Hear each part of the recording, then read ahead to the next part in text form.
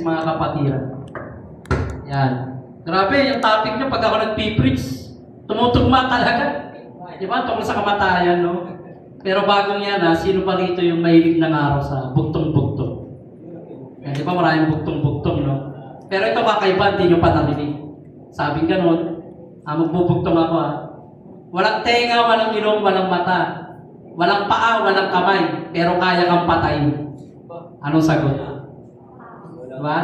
O pahabol pa, wala siyang buto, pero kaya kang patayin. Diba? Ano yun? Hindi, nasa parte ng katawan mo. Nasa parte ng katawan? Amen. Yan ang topic natin, about sa dila. Diba? Sipin mo, wala siyang mata, walang paa, walang buto. Pero grabe, diba? At marami nang pinatay. Diba? Ito na, papasok na yung mga gasi. Yan, dyan na. Tapos yung mga salitang walang kabuluhan. Yan, papasok na yung mga salitang flip-top. Diba? Naririnig natin sa mga flip-top. Diba? Kaya niyang wasakin, siraan. Tapos hanggang sa nagdidimandahan na sila. Diba? Pero sa flip-top, ang usapan lang is mag-drop lang, magpatawa ka lang. Diba? Pero nauwi sa dimandahan. Dahil saan? Sa pamagitan ng dila. There's some power surtax. Diba mga kapatid? So itong topic natin ay pinamagatan kong ang buhay at kamatayan ay nakasalalay sa ating dila. So ito yun, no? Kaya itong topic na to ay makikita natin sa Santiago chapter 3, 1 to 12. Yan, just open na, ano? Yan, pwede rin yan sa projector na para mabasa ng ating mga nanay at tatay. So, babasahin lang natin yan. No? Sabi diyan, mga kapatid, hindi dapat maging guro ang marami sa inyo dahil alam ninyo, tayong mga nagtuturo ay atulan ng, ng mas maigpit kaysa iba. Yan, next.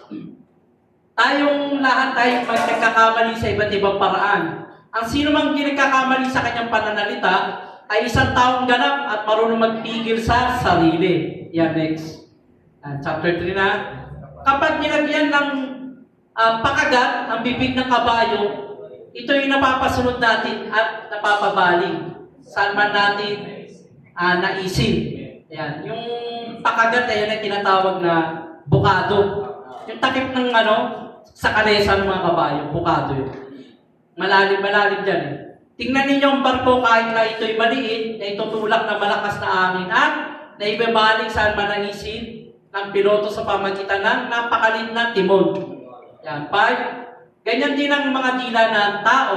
Maliit na bahagi lamang ng katawan, ngunit napakalaking nagagawang kayabangan. Isipin na lamang ninyo kung paano napapalagablab ng isang maliit na apoy ang isang malawak na kagubatan. 6. Yan. Ang dila ay parang apoy, isang daigdig na kasamaang nagpaparumi sa ating buong pagkatao. Ang apoy na ito ay mula sa impyerno at sinusunog sa lahat ng buhay ng tao. 7. Lahat ng uri ng ibon, hayop na lumalakad o gumagapang o nakatira sa tubig ay kayang paamuin at talagang napapaamo ng tao. Ngunit wala pang nakapagpapaamo sa dila. Ito ay kasamaang hindi mapigil at puno ng kamandag ng nakamamatay.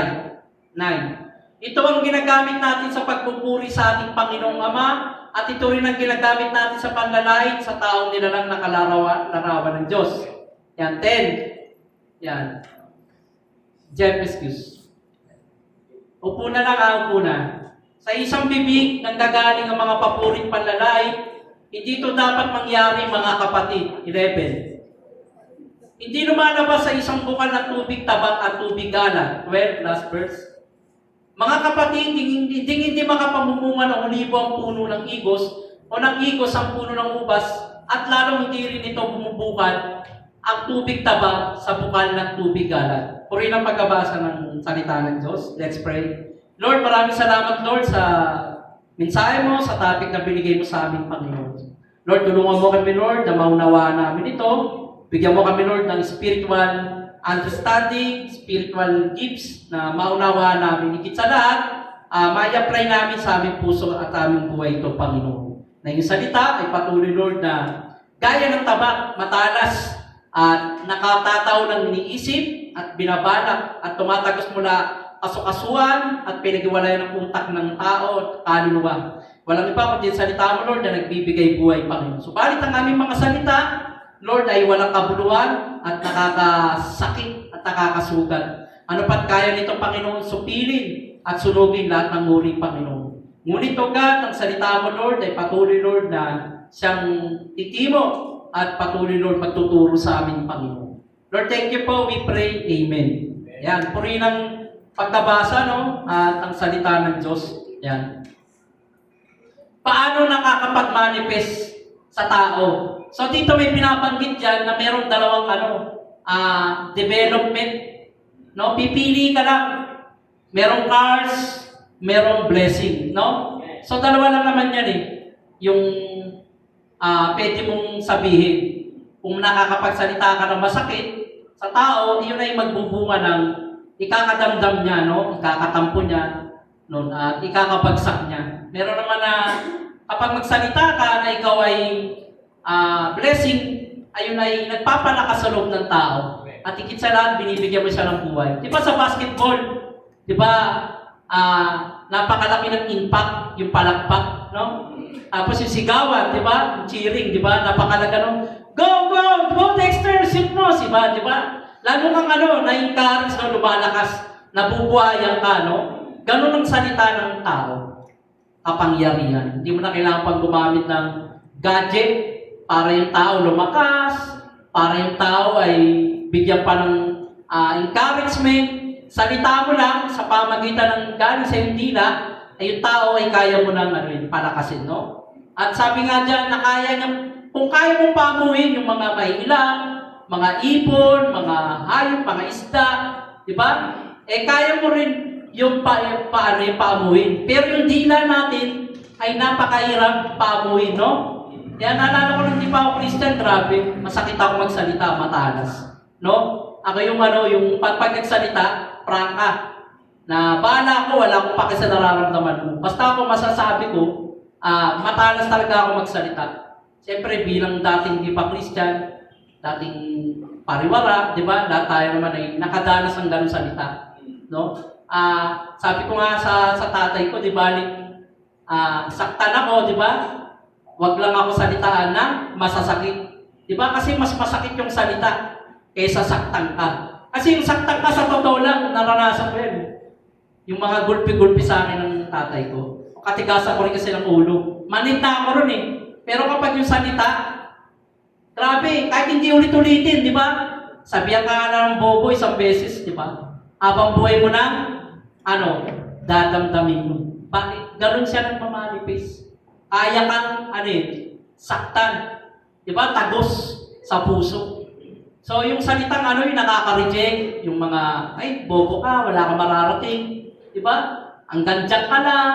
Di ba? Ganun siya, nakaka-penetrate sa buhay ng tao. Yung feeling mo, ayoko na magsalita, ayoko na mag-perform. Minsan sa school, di ba? Kasi inisip natin, baka pagalitan tayo. Bakit? Kasi nga, dahil sa dila. Di ba?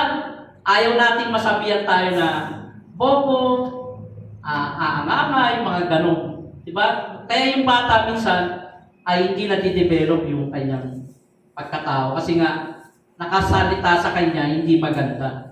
Kaya kasi nagkapamilya ko at unti-unti ko nawala ko yung mga salitang hindi maganda. Kasi dati sa mga anak ko ay nakakasalita rin ako hindi maganda. Pero alam mo kapag minsan yung authority mo bilang tatay, bakit din eh. Maganda pa talaga na i-reverse psychology mo yung anak mo. Kahit sabihin mong mahina siya sa grades, mababa grades niya. Pero kapag sinabi mo, anak, maganda yan, mataas yung grades mo. Unti-unti ka nakakatulong sa anak mo. Kasi marami siyang naririnig na hindi magaganda sa loob ng school, maging sa labas, maging sa Facebook, nababa siya, nabubuli siya. Diba? Ito nga lang, diba? Kamakailan lang. Anong nangyari? Because of tax. Diba? Ilan ang napatay sa Tacloban? Diba? 3 ba namatay? Ilang babae? Nabaril? 2. Kaya 2 lalaki din. Diba? Dahil saan? Ang sabi niya, dahil sa salitang di maganda. Binuli yung buhok niya. Diba? Ang sakit nga naman pakinggan. Anong ginawa? 2 silang biktima ng bullying. Dalawa sila nagkaisa, so pinalano nila ang lahat. No? Siguro doon nila na ilabas. Bakit? Kasi wala nakikinig sa kanila. Siguro, maging sa loob ng pamilya niya, reject din siya. Diba? Hindi siya pinapansin, busy yung magulang. So ngayon, wala siya nailabas. Saan nailabas? Sa karahasan. Diba? Bawat madaanan nila, puputukan na lang nila. Babarilin na lang nila. Kasi doon na lang nila may lalabas yun eh. Wala na sila magagawa. Bakit?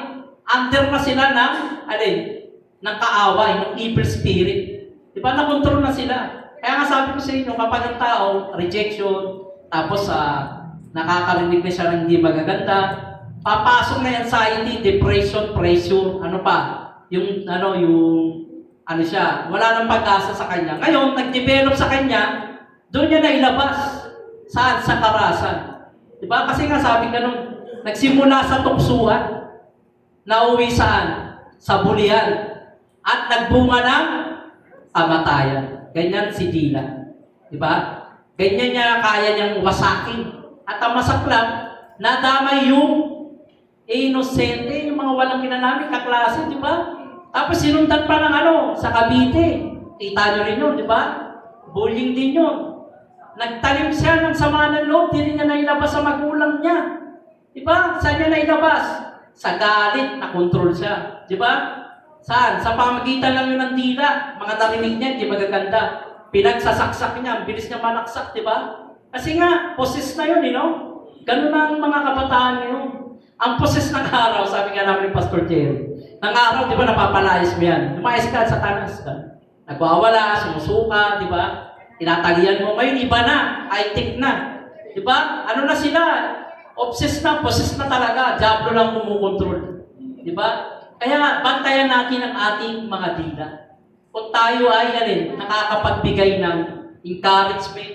Kaya nga kung wala kang sasabihin hindi maganda, sabihin mo nga sa katabi mo, kung wala kang sasabihin hindi maganda, manahimik ka na lang. Amen? Ganyan ang naririnig ko sa dati kong pastor. Sabi ka ng dati kong pastor, kung wala kang sasabihin maganda, manahimik ka na lang. At habang marami ka sinasabi, lalong nanganganib ang buhay mo. Dati madalas ako involved sa away. Uy, sabi ni Spade, ganito. Sabi kasi ako ng araw. Kung gaano ako kabilis magsalita, rapper, rin ako, chismoso rin ako. Kung ano sinabi ng kabila, sinasabi ko rin. Tsaka mahilig ko silang pagawain. Ganun ako nun Yun. Kaya nag-aaway sila. Pati ako, pagdating sa investigasyon, kasama ako. Kasi sabi niya, ganito Ismael, ganito raw ako Ganun. Pero mo, ganun nakakasangkapan ng kaaway. No? Sa pamagitan ng dila, kaya mong wasakin yung family, maging sa church, di ba? Yung relationship at yung marriage, yung community, congregational, kaya mong sirain. Di ba? Yung gossip. Halimbawa, may isang kapatiran, nakita mo lang na nag-usap sila. Sa utak mo, na-develop mo kagad na, parang may something sila. Kinuwento mo sa isang kapwa mo, chismoso, di ba? Dalawa kayo, yung kwento na langgam, pagdating sa kanya, elepante na, gano'n na kalaki. Kaya nga sabi ng matatanda, may tenga lupa, may pakpak ang balita. Sa akin, iba na. May tenga lupa, may pakpak ang balita, may sungay, may palikpik, may pakpak. Diba? At may pangil. Gano'n na ang balita ngayon. Kaya ka ng patayin, kaya ka ng sipsipin. Parang paniki na. Gano'n siya nagmamanifest. Kaya hindi lang kapag sinabi mo na, hindi mo na pwede bawiin. So, involved ka na. Kaya kay mga anak ko, sinasabihan ko lagi yan. Sabi ko lang, sa school nyo, mag-ingat kayo ng mga salita. Halimbawa, may isang kaklase ka, sinabihan ka. Alam mo, bawal ng kiling-kiling ni huwag mong iatid yun, huwag mo sasabihin sa kanya yun. Kasi may involved ka pagdating sa principal. At ikaw yung naging messenger, ikaw yung mensahero ng ikakaaway nila. Diba? Kaya huwag kang makikisali sa mga usapan nila. Pag may kinuwento sa yung isa, huwag mong ipatid sa isa. Kasi banda huli, ikaw ang doon. Malilintikan. Mas higit pa ang makukuha mong ganti kaysa sa nagsalita. Kasi ikaw yung nagpatid Kaya magiging maingat ka. At saka, kung ano may mga sinasabi sa inyo, yan mo lang. Ayan. Kasi tayo minsan natin mga Christian, di ba? Amin natin sa hindi. Yung dila natin, hindi natin napapaamo, di ba? Oo, naisasabi natin, di ba? Ganun siya kumakawala. Parang ipon, di ba? Yung ipon kapag inalagaan mo. Kasi dati marami akong ipon. Meron akong ipon noon, nakala ko, paamo ko na. Bumabalik-balik na sa ulo ko. Pangatlong araw, yung ipon ko nalito. Ang daming taong tumaan. Nag-isip siya kayo kung sino yung ulo na tatapuan niya. Doon siya nalito. Sabi ko, hindi ko pa pala paamo. So, hindi na bumalik yung ipon na yun. Minsan sa dila natin, ganun. Akala mo, napaamo mo na. Akala mo, napahinto mo na. Hindi mo alam, nakapagsalita ka pala. Diba? Kaya yung mga dila natin ay babantayan natin. Diba? Isisiper natin. At kapag alam natin hindi maganda at ikawawasak ng charge, huwag na tayo magsalita. Pero, pagdating naman sa testimony, sa kabutihan ng Diyos, di ba, minsan tamad tayong magsabi, no? Pero kapag sa mga gossip, sa chismis, ang bilis natin, di ba? Ura-urada. Pero sa testimony, di ba? Latang-lata, wala tayong gana magpatotoo, di ba? Dapat ang dila natin, ang sabi dito, nagmumula ang pagpupuri ng Panginoon. Di ba? Dapat doon natin ibibigay sa Diyos at ipapagamit natin. Kasi ang dila natin, wala siyang buto. Di ba? Pero isipin mo, kayang-kaya kang patay. Di ba? Alala ko yung yung mga magkukumari, pares tismosa. Yung isa magaling mag-chismis, yung isa rin mas magaling. Sabi niya, Mare, kung kada chismis, 10 piso, milyonaryo ka na ngayon. Sabi ganun. Ikaw naman, ako hindi ako maging milyonaryo. Kasi hindi naman ako gano'ng nagchichismis eh. Ang inaatid ko lang yung tamang kwento lang. Di ba? Pero pagdating doon, milyonaryo ka nga. Pag parang natin literal, milyonaryo ka nga. Pero ang kapalit na naman yung kaluluwa mo. Di ba? Ano sabi dyan? Ang kabayaran ng dila natin ay kamatayan. Kaya basahin din natin sa Bible yung sa Matthew 12:36. Please. Mateo 12:36. Di tayo preaching, teaching tayo. Ayan. Hindi, 36. Hindi 26. 36. Matthew 12:36.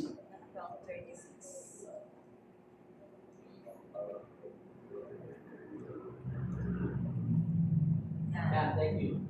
Yan, sabi rito, testing, meron. Meron? Lobat. Lobat. Ito. Mayroon ko na lubatan. Test. Test. Meron. Sige po. Hello. There. Thank you.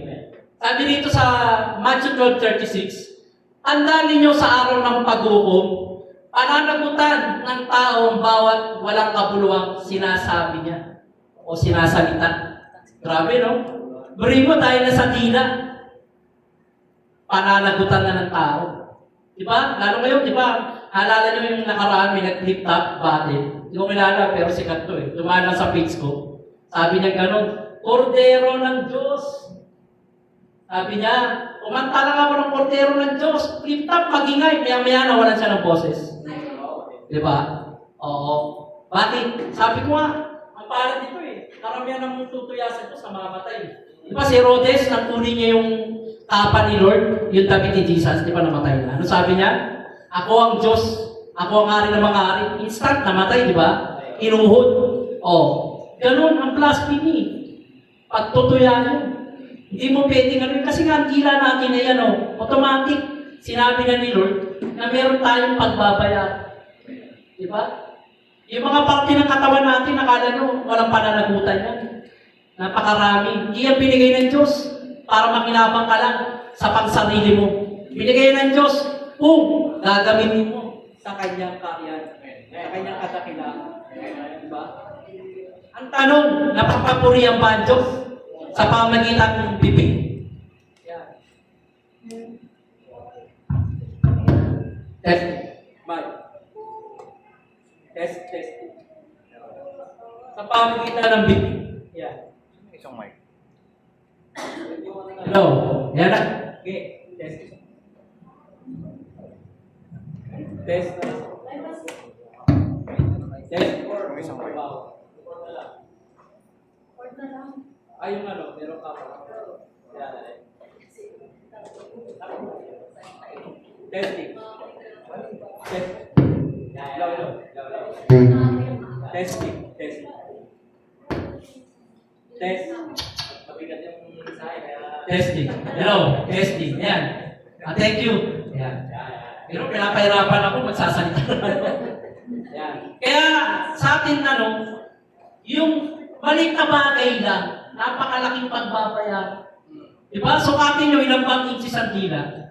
Pagpalagay natin mula dito hanggang sa internal. 10 or 12. Diba? Sino ba nakita na yung sinasaliban, lumalabas yung dila? Meron gano'n, exorcist, pero di para encounter halos lumabas. Pero sa doktor, ang dila natin ay 12. Mula dito. 12 inch. Pero mo sa 12 as isang ruler ng kasukat, ang tatapat niya, impyerno kagad. Pagbabayaran na sa harapan ng Diyos. Di ba? For example, marang pa sa Diyos. Oo. Di ba? Nagpupuri ka ka. Nagtetestimony ka. Nangangaral ka. Pero ikaw pala, hindi ka ligtas. Di ba? Oh, at sasabihin sa iyo ng Panginoon, ito yung kasalanan mo. Sorry, your name is not record. Di ba? Yung pala, marami kang sikretong ginawa. Si brother, si sister, di ba, pinagsasalpok mo, pinag-aaway mo. Di ba? So, napalaki pala ng binitawang mo salita. May mga kapatiran na hindi na umatin. Di ba? Dahil sa mga sinabi mong di maganda. Naging katisuran nila yung salita mo. Ano sabi si Jesus? Mas mabuti pang kumuha ka ng ng gilingan, itali mo sa liig mo at tumalong ka na lang. Beri mo, ganun siya kawalang kabuluhan. Sinasabihan yung mga tao, yung mga taong nagtitisod. Itali yung gilingan malaki yung bato, at tumalong ka na lang sa bangin. Di ba? Kasi walang kabuluhan sa Diyos yun. Walang counted yun sa Diyos. Ayaw niya nang nagsisimba ka, pero yung dila natin ay maitim. Punong-puno ng ng mga blade na matatalas. Di ba? Ako, kung iambing ko ang dila, parang sipat yan, punong-puno ng kilig. At kapag natrap ka nito, hindi ka na pwede lumabas. At napakano nito, nagkit, ikit pa sa dikit, sa maltiban. Hindi na kayang alisin. Ganun po may ambing ang dila. Kung iniambing to ni Santiago, gano'n na gano'n. Di ba? Grabe, no? Galing niya mag-interpret. Kaya niyang bigyan ng conclusion. Di ba? Ano sabi niya? Yung dila daw, ay kayang palagab-lagabin. Kayang sunugin yung mga may buhay. Di ba? Totoo naman Parang yan nga sa kaso Pag umarap ka sa attorney, parang yan, mga salitaan lang naman yung kaso Inalimura ako, magkano bayad ng pag nagpuro ka? 100,000. Sinabihan ako ng may batas lang sa mga di ba? Dahil lang sa salita, ganun na. Kaya yung ating mga bibig ay ating babantayan. Tulungan natin, Lord. Tulungan mo ako maging pagpapala yung mga sasalitain ko. Di ba? Ano sabi ng kawikaan dito sa Proverbs 18:21 ba to? Yan, paki-open. Kawikaan 18:21.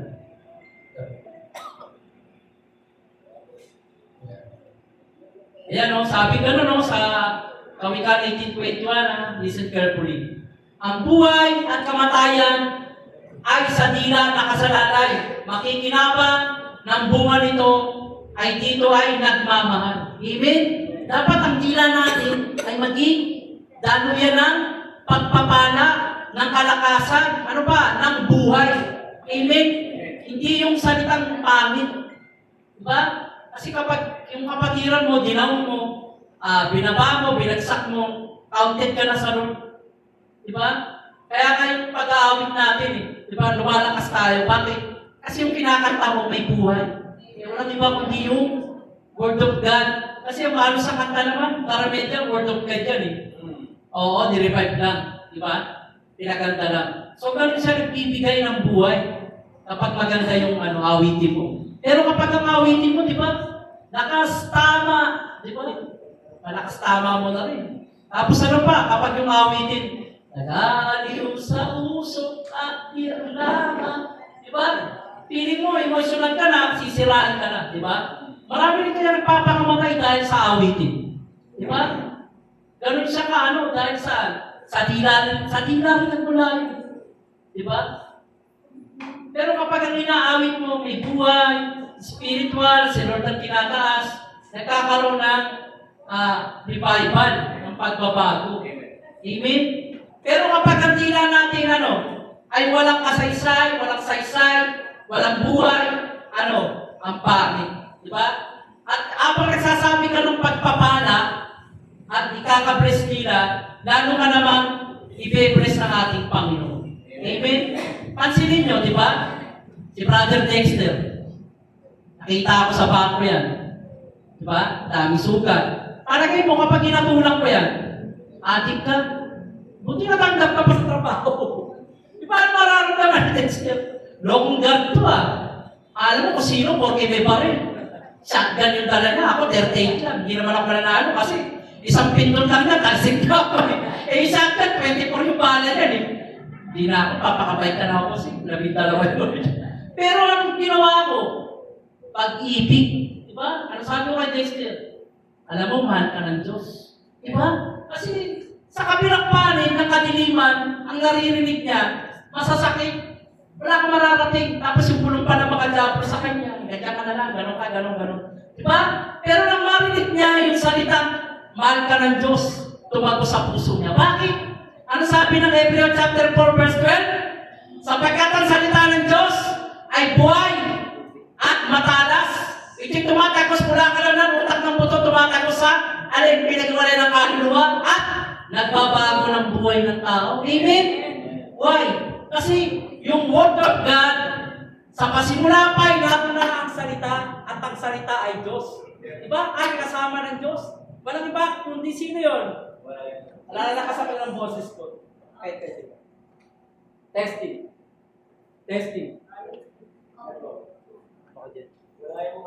Okay, ano na lang ako? Nakapena na lang. Ngayon, narinig niya? O malaki mong boses ko Ngayon, dahil nang marinig mo yung yung testing. Okay na. Test. Test. Hello? Sige, wag na. Ito na lang. Jeff. Testing. Pasensya na. Ngayon nangyari ito. Ganon. Ngayon, siyempre walang atlang para marinig ang word of God. Di ba aling masira yung mic? Huwag na yung nagsasalita. Ay naman pag nasira yung nagsasalita, di ba? May gano'n na pala to. Walang pinagsasabi, may toyo na pala to. Bakit may toyo yan? Sabi, graduate ng theology yan. Parang theology, no? Isa theology kayo. Di ba? Sa sobrang daming alam. Di ba? Pero tayo, wala. Yan. Pero bagamat na ang salita ng Diyos ay nasa ating puso, pinapakita rito na kapag nasa Lord ka na, yung mga salitang walang kabuluhan, yung mga salita mo, tutulungan ka ng Panginoon. Paano mo paamuhin? Paano ka makapagsalita ng maganda? Amen? Beri mo, nasa si Brother Dexter. Saan? Sa salitang napakaganda. Narinig niya, mahal ka ng Diyos, huwag mo sirain yan. And then, napakaganda ng reply niya, di ba? Kung gusto mo makilala ang Diyos at maranasan siya, magkita tayo sa Petro. Kita kami. Mula noon, hanggang ngayon, wala naman siyang absent Unless lang sa duty kapag meron siya. Siyempre, labas yun. Puri ng Panginoon, tatasik niya yung kanyang family. At ano sabi sa Acts 16:31? You believe Jesus Christ, you will be saved, you in your household. Diba? Ikaw at ang pamilya mo maliligtas, manampalataya ka lang kay Jesus. Dahil saan? Sa salitang narinig mo, isang word lang. Mahal ka ng Diyos. Amen? So, ayun yung nagbibigay na buhay. Hindi ikaw. Walang ibang kundi yung salita ng Panginoon. Amen. At lahat tayo dito, kaya tayo nandito dahil sa salita. Amen. Diba? At alam ko, lahat tayo ay mayroong pinangako ang Diyos. At lahat tayo mayroong bersikulo na pinangahawakan. Diba? Halimbawa ako, verse ko kasi, Psalms 37:4. Sabi ganon, unahin mo ang Panginoon. You believe Jesus Christ? Ay, sorry. Yung Psalms 37:4, ano sabi doon? Delight yourself unto the Lord, and you will give you the desire of your heart. Di ba napakaganda? Ano sabi ka nun? Sumampalataya ka, paniwalaan mo ang Diyos, at ang lahat ng iyong pangarap ay iyong makakamtan. Di ba? So napakaganda. Totoo nga naman, yung testimony ni Brother Jeff, napakaganda. Totoo yun. Di ba? Lahat ng prayer niya, answer prayer siya. Why? Kasi nanalig siya sa salita ng Diyos. Amen? At yung salita niya na tinatanim niya sa kanyang family ay nagbunga. Imposible yun. Ilang taon nakulong. Oo. Ang talang iba nun, hindi na makakalaya. Diba? Pero dahil sa favor ng Lord, sumampalataya siya, naglingkod siya, nag-serve siya kay Lord. Diba? Pati kapatid niya ay nakagraduate. Napakaganda, no? Ani mo pa yung napakaganda ng trabaho mo, laki na sinusweldo mo. Pero ang kapalit naman nito ay puro kaguluhan. Di ba? Wala kang maririnig kundi puro mga ganto, walang hanggan, walang ano, di ba? Puro na lang sigalong, puro pagsubok. Pero dahil sa Word of God, yung salita ng Panginoon, at narinig natin, dapat gayahin natin si Lord Jesus. Anong plano ni Jesus sa buhay ng tao? Iligtas. So ngayon, anong plano mo sa buhay ng tao? Patayin mo ba yan? Iligtas mo rin. Paano mo maliligtas yung tao? Diba, encourage mo siya. Sabihin mo si Lord, ganito. Sabi ni Lord, siya daan ang buhay katotohanan, encourage mo siya. Ayun ang napakagandang salita. Walang iba kundi Word of God. So ngayon, ipopost ni Sister Rian yung sabi dito, actionable, take away, apply the thing. Ano ba yung apply the 5 thing. Yan, mag-isip ka muna ng 5 bagay bago ka magsalita. Ayan, sige sis, please. Yan. Etong thing, ayan, ay ating pagkukuha na ng pattern. Letter T, yan. Ayan, sige.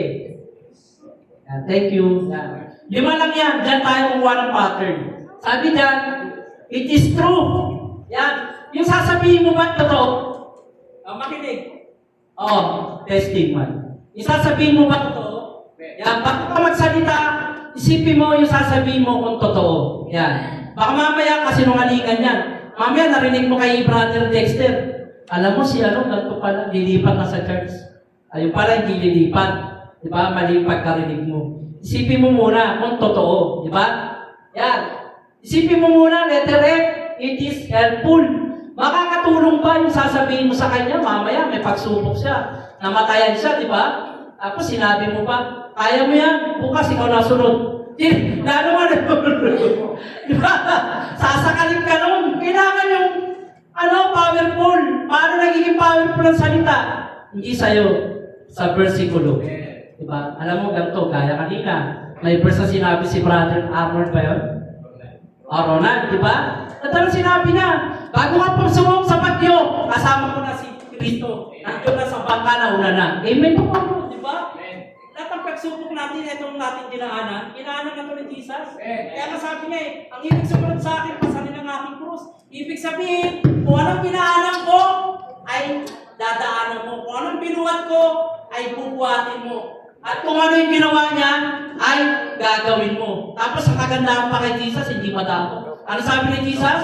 Ang magagawa ko, higit pa ang magagawa. Diba, grabe? Saan ka makakita ang ganun? Diba, si Jesus, ang daming ginawa. Diba, matitindi? Tapos, in-expect pa niya sa atin, higit pa ang magagawa niyo sa magagawa mo. Grabe, diba? Sipin mo, hindi siya kaya ng iba na may kapangyarihan, may authority, may yaman, idadaw ka, diba? Mahirap ka, wala kang mararating. Ang ganyan ka lang, pamilya mo, utang-utang Diba?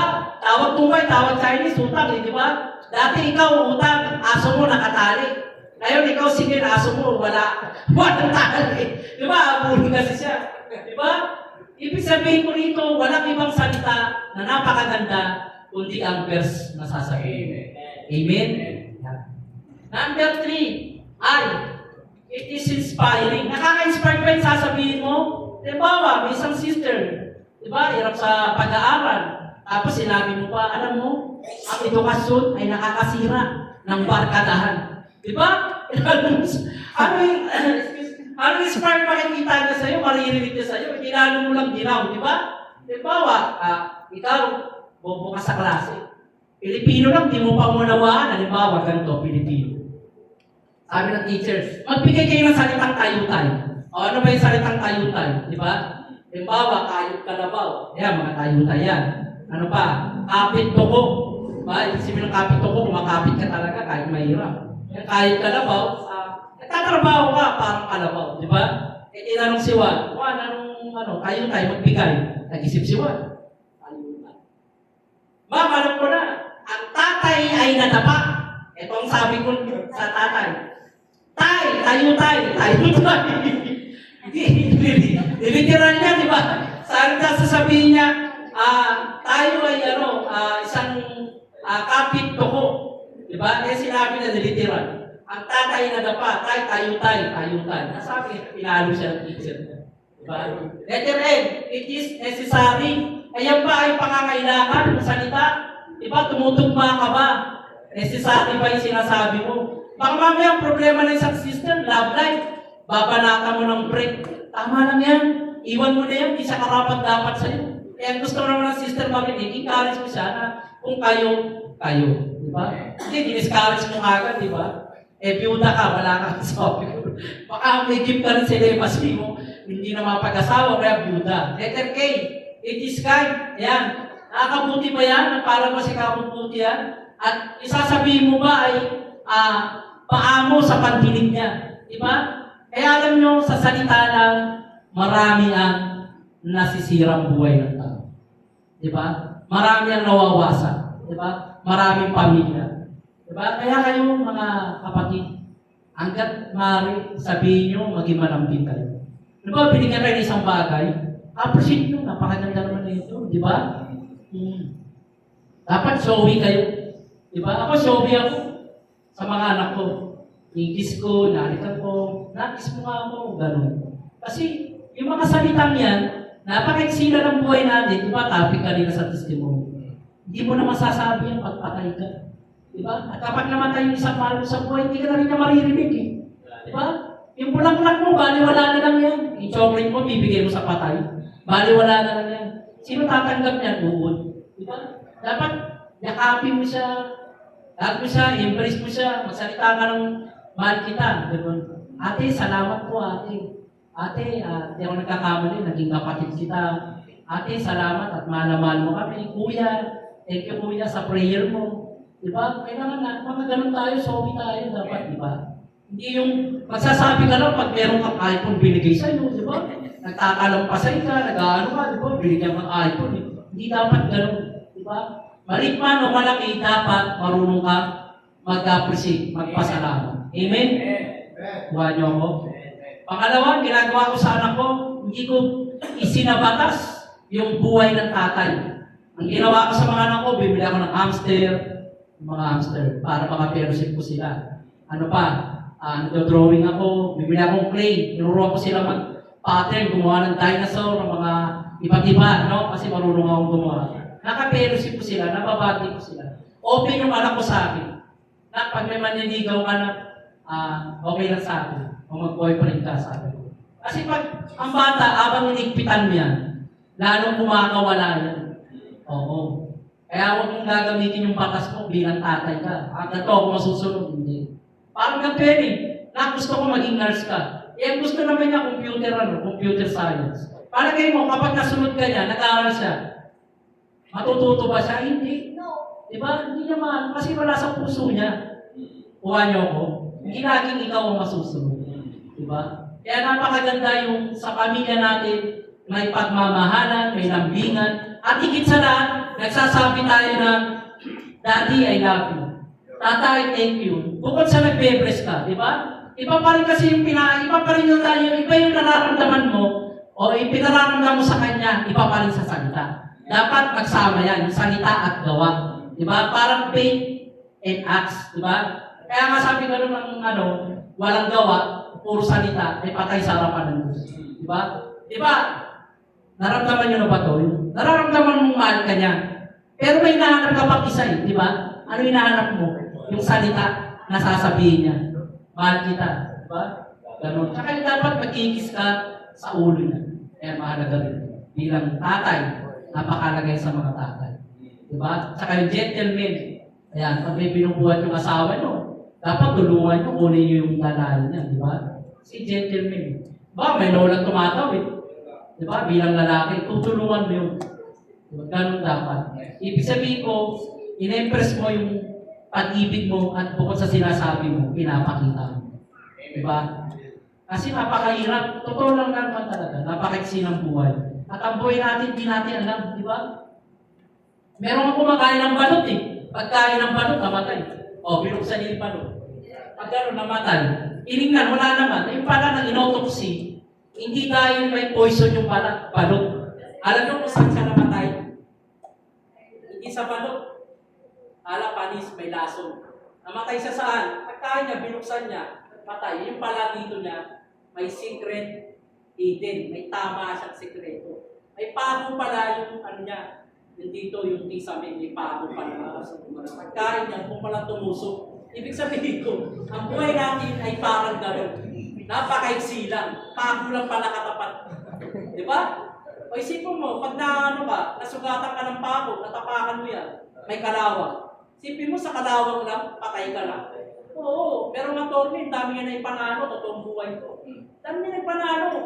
Nakaso, tumutulong siya sa mga walang attorney. Pero ang masaklap, ang pumatay na sa kanya, napako siya, binaliwala lang. Tetano. Diba?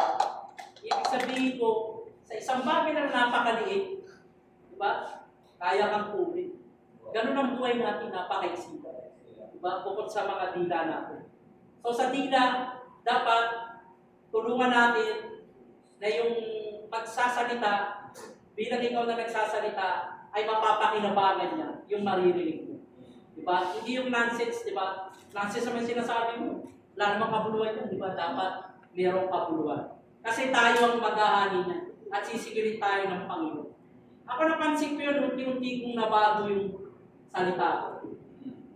Oh, pero kung Kristiyano ka na, tagal mo na, 5 years, 8 years, biktima ka pa rin. Biyag ka pa rin ng mga chismosa, nakikihalo ka pa rin sa kanila, nakikisawsaw ka pa sa mga sawsawan nila, kailangan i-confess mo yun. At sasabihin mo, Lord, gawin mong pagpapala. Tulungan mo ako mapaako. Tulungan mo ako maging blessing yung sasabihin ko sa iba. Tulungan mo ako, Lord. Kaya nga napakaganda kapag marunong ka mag-evangelize. Kasi kapag marunong ka mag-evangelize, yung bawat sasabihin mo ay bawang buhay ang sinasabi. Amen. Kasi kapag evangelist ka, mahilig ka mangaral, tuturuan ka ng Panginoon, yung verse dapat pabuhay. Hindi yung nangangaral ka, pero yung iba naligtas mo. Diba? Ikaw pala, hindi mo naligtas sarili mo. Diba? Bakit? Nangangaral ka lang, pero hindi mo sinasabuhay yung salita ng Panginoon. At taliwas sa dila mo, na maririnig dapat nila ipagpapala, ikaw naman, puro pagpapala. Yung mga sinasabi mo. Masasakit, diba? Sasabay mo pa ng kurot, diba? Kaya, ang mga bata, marami nagre-rebelde. Kasi may mga magulang na binabatas nila, authority ko, tatay ako, nanay ako. Diba? Nager sila. Ano pa? Sila ang masusunod. Nanay ako. Hindi nila alam yun. Kaya nga ngayon, mayroong mga tinatawag na parenting, guidance, counselor, ano pa. Yung mga anak, ginagaidinan. Napakalaga. Pero kapag ikaw nagbabasa ka ng Bible, at ina-apply mo sa buhay mo, hindi mo na kailangan mga seminar. Kasi sa Biblia, ang salita ng Diyos, JMRC, nandito na. Good morals and right conduct. Amen. Kaya nga sa school, nalulungkot ako eh. Sabi ko nga, kung alam lang nila na ang mga estudyante dapat pabasahin ng Biblia, dapat may subject na Bible school, Bible study, ayun ang paraan. Parang mga bata, wala nang bullying, at wala nang papatay, wala nang magpapalit, mananaksa. Kasi nandito lahat sa Biblia. Diba? Nandito na. Ano sabi sa Timothy? Kalimutan ko yun, alam ng Pastor Jericho. Chapter 3 pa yun, Father Dexter.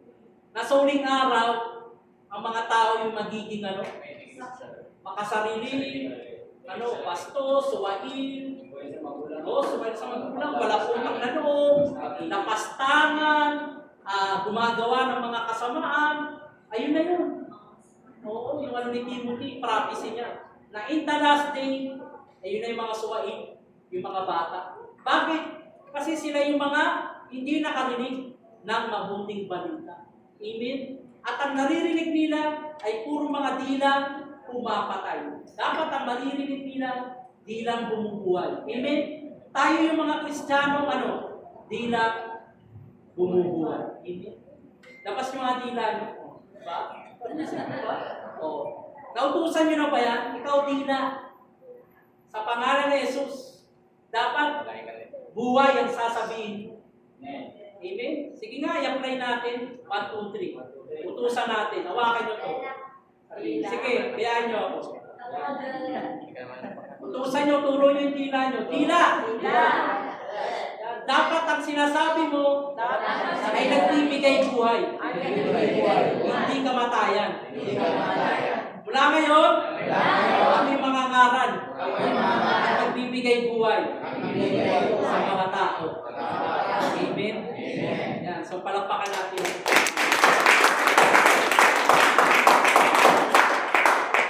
Punta tayo sa teaching. Okay.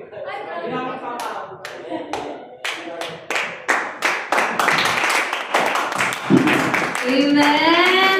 Amen! Ay, gusto pa palakpakan natin ng Diyos. Napakagandang turo, no? Na ang tila, pipili tayo kung blessing ba ito o curse. Amen? At ayan, maraming salamat sa buhay ni Pastor Ismael, no?